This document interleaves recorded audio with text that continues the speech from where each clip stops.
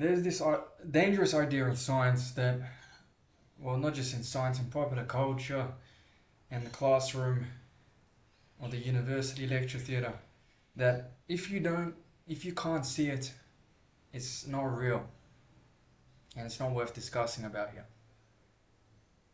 Well, the irony of this, particularly in the classroom, is that concepts, ideas, knowledge, and ideals themselves aren't visible.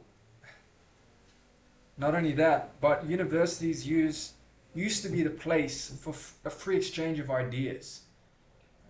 Now they're more like idea concentration camps or safe spaces. And yet the zeitgeist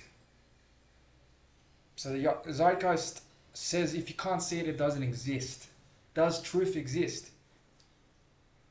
If it does, why should I believe your statement? If you can't see it, it doesn't exist. Isn't that a truth claim you're making yourself? And what evidence do you have to support that claim? Or is it an a priori assumption? For the purposes of a thought experiment, if I find a spaceship, vast and eerie yet emptyless, it's not a word, empty and very vacant, sitting next to the university lake, do I assume that agentless natural forces operating over eons led to its construction, its origination and development, and ignore a priori all hypothesis involving what must have been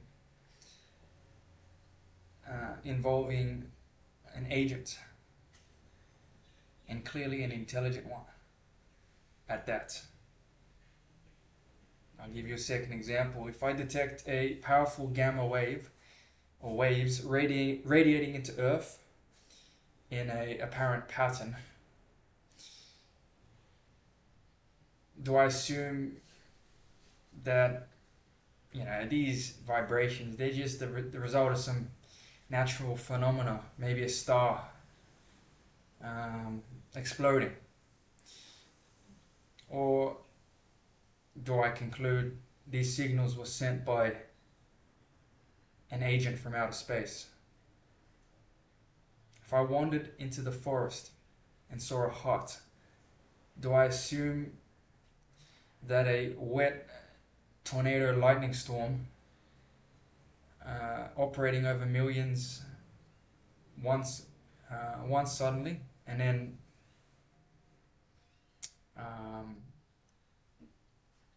other natural forces like the wind operating over millions of years led to the creation of that hut? Or do I just assume, like a normal person, that a fellow man made that?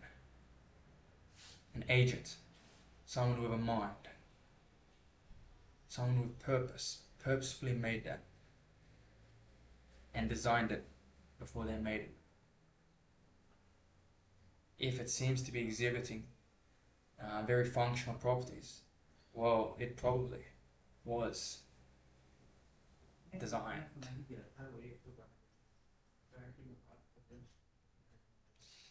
I give these examples not to promote some blind lust for extraterrestrials, but to point out the hypocrisy of